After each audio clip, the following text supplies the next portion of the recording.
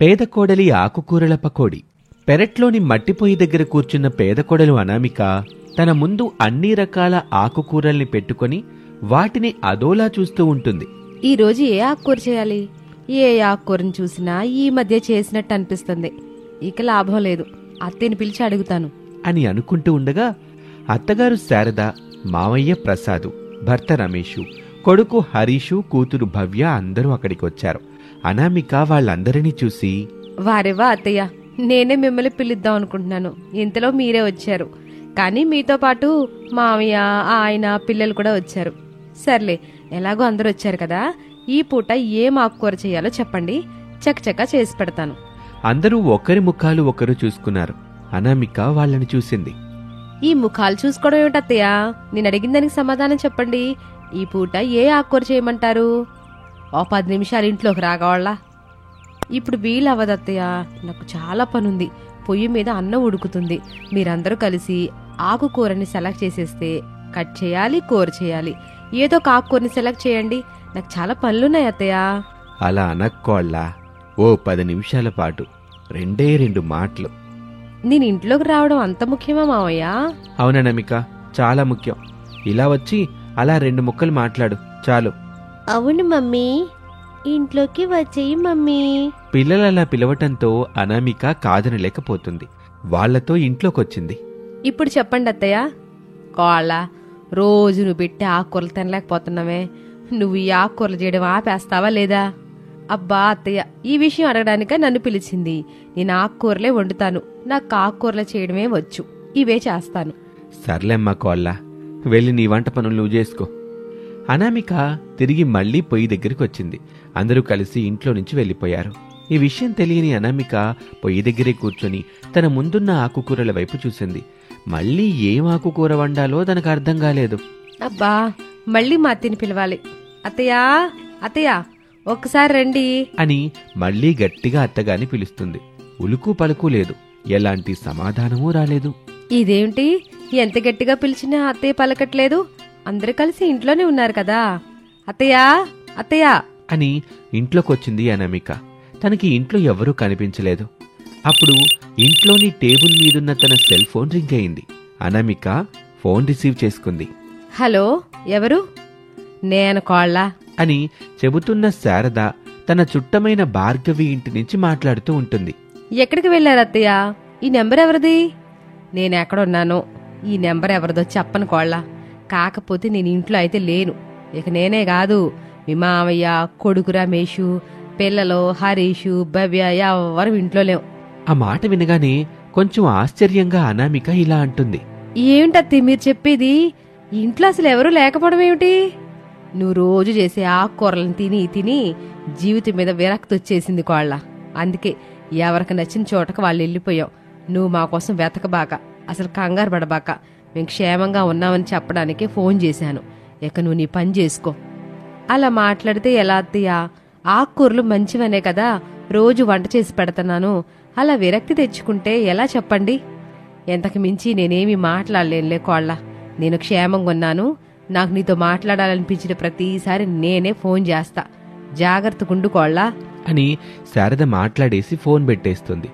అనామిక బాధగా ముఖం పెడుతుంది. అందరూ ఆరోగ్యంగా ఉండాలనే కదా రోజు ఆకుకూరలు చేసి పెడుతున్నాను. ఇప్పుడు ఆకుకూరలు నచ్చలేదని నన్ను ఒంటరిదాన్ని చేసి ఎవరికి నచ్చిన ప్లేసెస్కి వాళ్ళు వెళ్ళిపోయినట్టున్నారు. నేనెక్కడికి వెళ్ళను. ఎలా వెళ్ళినా వాళ్ళు ఇలా ఇంటికి రావాలి. అంతవరకు నేనేం తినను, అసలు ఏ ఆకుకూర చేయను అని అనామిక కుర్చీలో కూర్చుంది. పొయ్యి మీద పెట్టిన అన్నం పొంగుతూ ఉంటుంది. ఇంతలో మళ్లీ అనామిక ఫోన్ మోగింది.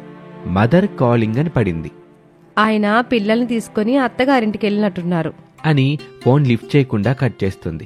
అవతల అనామిక తల్లి సుజాత, తండ్రి రంగయ్య ఇద్దరూ కొంచెం కంగారు పడుతూ ఉంటారు. యావయ్యా, అమ్మాయి ఫోన్ కట్ చేస్తుంది. ఏం జరుగుంటుంది సుజాత? అమ్మాయి రాలేదు, అల్లుడు రాలేదు, పిల్లలు హరీషు, భవ్య మాత్రమే ఆటోలో వచ్చారు. నాకెందుకో భయంగా ఉంది. ఇట్ట భయపడితే ఎలా చెప్పండి?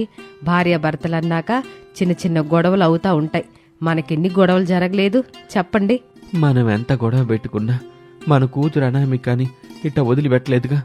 అమ్మ ఏడుస్తుంటే నువ్వు నేను దగ్గరికి తీసుకునే వాళ్ళంగా సుజాత.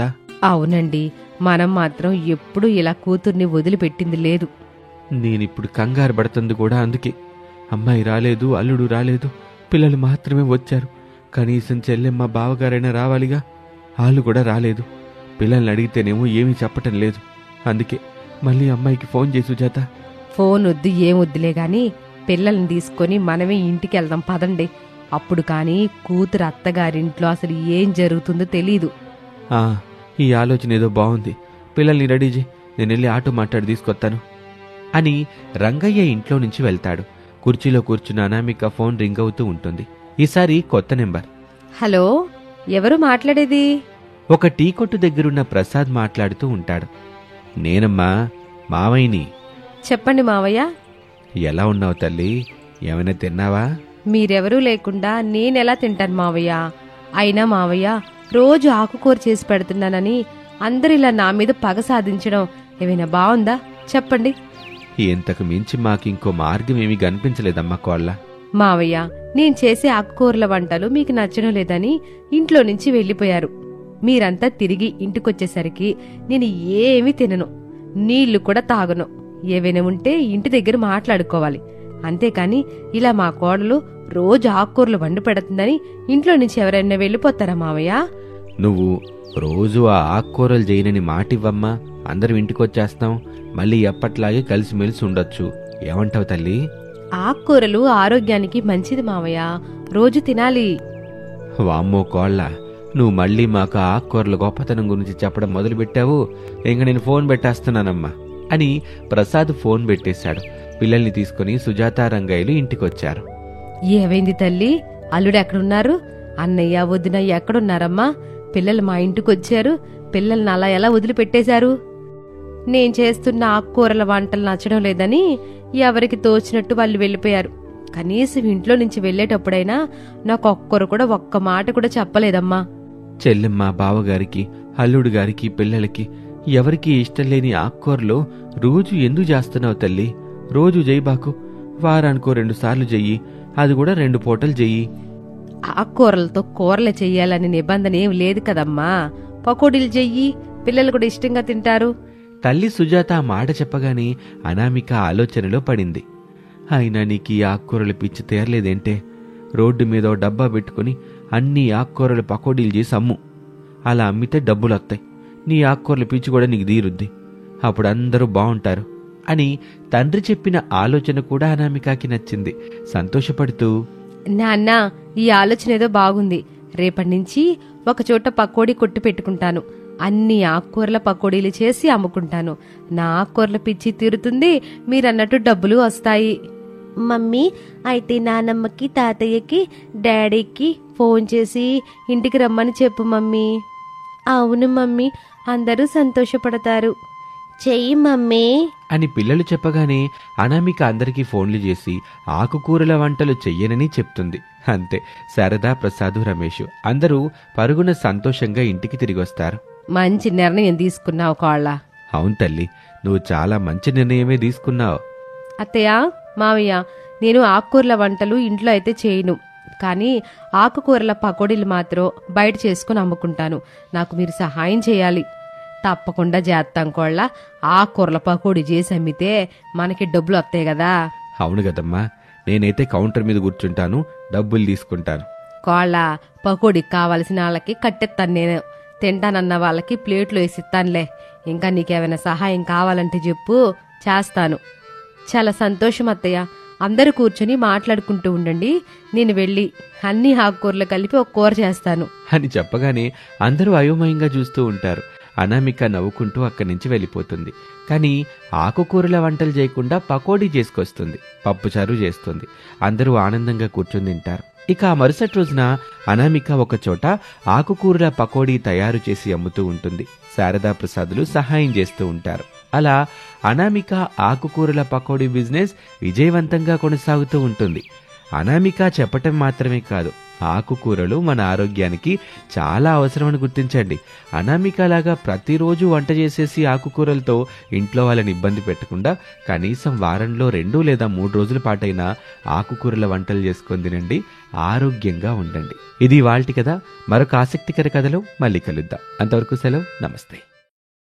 హరిపురం అనే గ్రామంలో అనామిక అనే 20 సంవత్సరాల యువతి నివసిస్తోంది. ఆమె చూడ్డానికి చాలా అందంగా ఉంటుంది. అయితే ఆమెకున్న పొడవైన మాయా చేతుల వల్ల ఊళ్ళో అందరూ ఆమెని చూసి భయపడేవారు. ఆమె తల్లిదండ్రులు కూడా ఎంతో ఇబ్బంది పడేవారు. ఆమె తన చేతులతో ఎవరినైనా తాకితే వారు స్పృహ కోల్పోయేవారు. బంగారాన్ని తాకితే అది మట్టిగా మారిపోయేది. విలువైన వస్తువులు ముట్టుకుంటే అవి మాయమైపోయేవి. ఒకరోజు పెళ్లి సంబంధం కోసం అబ్బాయి వాళ్లు అనామిక ఇంటికొచ్చారు. అబ్బాయి అనామిక పొడవాటి చేతులు చూసి భయపడ్డాడు. అతను అనామికకి షేక్ హ్యాండ్ ఇచ్చాడు. అంతే, అతని చేతికి ఉన్న ఉంగరాలు మట్టిగా మారిపోయాయి. అప్పుడతను అనామిక తండ్రితో, మీరు కూతుర్ని కన్నారా లేక దెయ్యాన్ని కన్నారా? ఈమెను చేసుకుంటే నా జీవితం నాశనం అయిపోతుంది. అంతేకాదు, చుట్టుపక్కల వాళ్లతో తన్నులు తింటాను. ఒక దెయ్యాన్ని తీసుకొచ్చి నా మెడకు చుట్టాలని చూస్తారా? ఉండండి, నేనిప్పుడే వెళ్ళి మీ మీద పోలీసులకి కంప్లైంట్ చేస్తాను. దాంతో భయపడిపోయిన అనామిక తండ్రి ఏడుస్తూ ఆ అబ్బాయి కాళ్ల మీద పడతాడు. బాబూ, మమ్మల్ని క్షమించు. ఏం పాపం చేశామో ఏమో, మాకిలాంటి కూతురు పుట్టింది. పోలీస్ కంప్లైంట్ ఇస్తే మా పరువు పోతుందయ్యా. ఊళ్ళో ఎవరికి మా మొహం చూపించలేం. మమ్మల్ని అర్థం చేసుకో బాబూ. ఆ మాటలు విన్న అబ్బాయికి ఆయనపై జాలి కలిగి ఇలా అంటాడు. నేను అర్థం చేసుకోగలను. ఇందులో మీ తప్పేమీ లేదు. ఇంట్లో దెయ్యంలాంటి కూతురుంటే తల్లిదండ్రులుగా మీ బాధని నేను అర్థం చేసుకోగలను. వయసులో పెద్దవారు మీ మీద పోలీస్ కంప్లైంట్ ఇవ్వనులేండి. నావి 4 ఉంగరాలు పోయాయి కదా, వాటిని తిరిగి ఇప్పించండి. లేదా ఈరోజు మార్కెట్ రేట్ ప్రకారం డబ్బులైనా నాకు ఇప్పించండి. ఆ డబ్బులైనా తీసుకొని వెళ్తాను. అనామిక తండ్రి కూతురు పెళ్లి కోసం దాచి ఉంచిన డబ్బులో నుంచి కొంత డబ్బుని ఆ అబ్బాయికి ఇస్తాడు. అబ్బాయి వాళ్ళు అక్కడి నుంచి వెళ్ళిపోతారు. ఇక ఆ ఊరి పక్క గ్రామంలో శారద, ప్రసాదు దంపతులు ఉన్నారు. వారికి ఒక్కగానొక్క కొడుకు. అతని పేరు రమేష్. పుట్టుకతోనే అతను మరుగుజ్జు. శారదా, ప్రసాదులు కొడుకు గురించి ఎంతో బాధపడేవారు. 30 ఏళ్లొచ్చినా అతనికి పెళ్లి చేయలేకపోయారు. ఒకరోజు అనామిక తండ్రి వ్యాపార పని మీద ఆ ఊరొచ్చాడు. అక్కడ అటుగా వెళ్తున్న రమేష్ని చూశాడు. వెంటనే తను రమేష్ తల్లిదండ్రుల వద్దకు వెళ్లి అనామిక గురించి వాళ్లకి వివరంగా చెప్పాడు. అన్నీ విన్న వాళ్లు సంబంధానికి ఒప్పుకున్నారు. ఒక శుభముహూర్తాన మరగుజ్జు రమేష్కి పొడుగు చేతులు ఉన్న అనామికకి పెళ్లి జరిగింది. పెళ్లికొచ్చిన వాళ్లంతా ఈ దంపతులిద్దరినీ చూసి ఎంతో నవ్వుకున్నారు. ఇక పెళ్ళైతే అయ్యింది, కానీ వాళ్ళకి శోభనం మాత్రం జరగలేదు. ఒకరికొకరు అసలు ఎదురే పడలేదు. అలా రోజులు గడుస్తున్నాయి. వారి సంసారం మాత్రం ఎక్కడ వేసిన గొంగలి అక్కడే అన్నట్లుగా ఉంది. అది చూసి రమేష్ తల్లి శారద ఎంతగానో బాధపడుతుంది. ఇంట్లో ఒక మనవడో మనవరాలో ఉంటే బావుంటుందని శారద ఎప్పుడూ అనుకునేది. ఒకరోజు ఆమె అనామిక దగ్గరికొచ్చి, అమ్మా అనామిక, నాకు తెలుసు నీకు రమేష్ అంటే ఇష్టం లేదని. ఏ అమ్మాయి కూడా ఒక మరుగుజ్జుని ఇష్టపడదని తెలుసు. నీ చేతులేమో చాలా పొడవుగా ఉంటాయి. అంతేకాదు, నువ్వు చాలా అందంగా ఉంటావు. ఒక అందమైన అమ్మాయి మనసులో ఎన్నో ఆశలుంటాయి. ఒక ఆడదానిగా నేను ఆ విషయం అర్థం చేసుకోగలను. ఇప్పుడు నేను నిన్ను కోరేది ఒకటేనమ్మా, ఒక్కసారి రమేష్ మనసుని అర్థం చేసుకో తల్లి. అలాంటిదేమీ లేదత్తయ్య. ఏ రోజైతే మా పెళ్ళైందో ఆ రోజు నుంచే ఆయన నా భర్త. కానీ ఆయనే నా దగ్గరికి రావడం లేదు. నేనే సిగ్గు విడిచి ఆయన్ని అడగలేను కదా. ఆయన ఇప్పుడు నా దగ్గరికి వస్తారా అని చూస్తున్నాను. ఆయన ఇప్పుడొచ్చినా మనస్ఫూర్తిగా ఆహ్వానిస్తాను. అట్టయితే అతను ఎప్పటికీ నీ దగ్గరికి రాడమ్మా. అతను కొన్ని ఇబ్బంది ఏంటో అతనే చెప్పాలి. మీ నాన్న చెప్పాడుగా, నీ పొడుగు చేతులు ఏదో మాయిందని. ఒకసారి నీ చేతుల్ని ప్రయోగించుడు, ఏదైనా మంచి జరగొచ్చేమో. అట్ట జరిగితే నీ సంసారం బాగుంటదమ్మా. శారద మాటలకు అనామిక సరే అంటుంది. ఆ రోజు రాత్రి రమేష్ తన గదిలో నిద్రపోతూ ఉండగా అనామిక అక్కడికొచ్చి తన పొడవు చేతిని రమేష్ తలపై ఉంచింది. అంతే, మరుక్షణమే రమేష్ 6 అడుగుల అందమైన యువకుడిగా మారిపోయాడు. అది చూసిన అనామికకి మొదటిసారి రమేష్పై ప్రేమ కలిగింది.